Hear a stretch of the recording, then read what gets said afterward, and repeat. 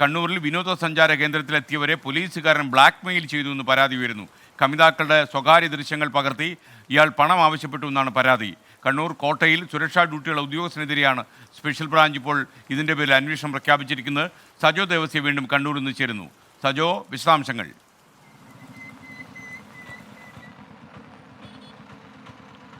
Yes Ken, good morning. Police സേനയ്ക്കാകെ നാണക്കേടുണ്ടാക്കുന്ന പരാതിയാണ് കണ്ണൂരിൽ നിന്ന് പുറത്തു വരുന്നത്.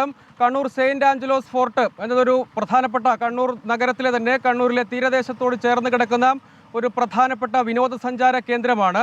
അവിടെ അതൊരു ടൂറിസം വകുപ്പിൻ്റെ കീഴിലാണത് ഉള്ളത്.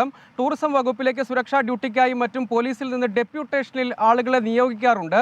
ഒരു ഇടതനുകൂല പോലീസ് അസോസിയേഷൻ്റെ സംസ്ഥാന നേതാവിനെതിരെയാണ് ഇപ്പോൾ ഈ പരാതി ഉയർന്നു വന്നിരിക്കുന്നത്. പോലീസ് അസോസിയേഷൻ്റെ ജില്ലാ ഭാരവാഹിയും ഒപ്പം സംസ്ഥാന നിർവാഹക സമിതി അംഗവുമാണ് ഈ ആരോപണ വിധേയൻ.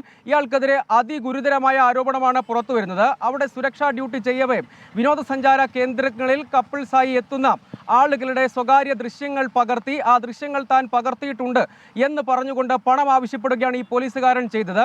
2 പരാതികൾ ഇപ്പോൾ കണ്ണൂർ സിറ്റി പോലീസ് കമ്മീഷണർക്ക് ലഭിച്ചിട്ടുണ്ട്. പരാതിപ്പെടാൻ തയ്യാറാകാത്ത നിരവധി കേസുകളുണ്ട് എന്ന് നമുക്ക് വിവരങ്ങൾ ലഭ്യമാകുന്നുണ്ട്. ആ പരാതി സിറ്റി പോലീസ് കമ്മീഷണർക്ക് പരാതി ലഭിച്ചതിന് പിന്നാലെ സ്പെഷ്യൽ ബ്രാഞ്ച് അന്വേഷണത്തിന് സിറ്റി പോലീസ് കമ്മീഷണർ നിർദ്ദേശം നൽകിയും സ്പെഷ്യൽ ബ്രാഞ്ച് ഡിവൈഎസ്പിക്കാണ് അന്വേഷണ ചുമതല. പക്ഷേ ഇത്തരത്തിലുള്ള ഗുരുതരമായ ആരോപണം നിൽക്കുമ്പോഴും കഴിഞ്ഞ 8 വർഷമായി ടൂറിസം വകുപ്പിൽ ഡെപ്യൂട്ടേഷനിലാണ് ഈ പോലീസ് ഉദ്യോഗസ്ഥൻ.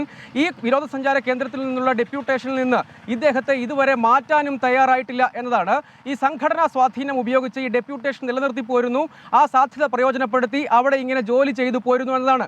അങ്ങനെ നിരവധി ആളുകളെ ഒരാളുടെ പരാതിയിൽ കൊല്ലം സ്വദേശിയും മറ്റൊരാൾ കണ്ണൂർ പള്ളിക്കുന്ന് സ്വദേശിയുമാണ് പരാതി നൽകിയിരിക്കുന്നത്. പരാതി ഇതുവരെ പുറത്തു വരാത്ത മറ്റു പരാതികളുമുണ്ടെന്ന് നമ്മൾ മനസ്സിലാക്കുന്നു. അതിൽ ഒരു പരാതിയിൽ മാത്രം ആദ്യം ഈ ദൃശ്യങ്ങൾ ചിത്രീകരിക്കുന്നു, അതിനുശേഷം ചിത്രീകരിച്ചിട്ടുണ്ട്, ഇത് പുറത്തുവിട്ട് സമൂഹ മാധ്യമങ്ങൾ വഴി പുറത്തുവിട്ട് നാണം കെടുത്തും എന്നാണ് ആദ്യം പറഞ്ഞത്. 4 ലക്ഷം രൂപ വരെ ഇവരോട് ആവശ്യപ്പെട്ടു എന്നും ഈ പരാതിയിൽ പറയുന്നുണ്ട്. പക്ഷേ ഇതുവരെ യാതൊരു നടപടിയും ഉണ്ടായിട്ടില്ല. സ്പെഷ്യൽ ബ്രാഞ്ച് അന്വേഷണം നടക്കുന്നുണ്ട്. S K. സജോ ദേവസ്യാണ് വിവരങ്ങൾ നൽകിയത്.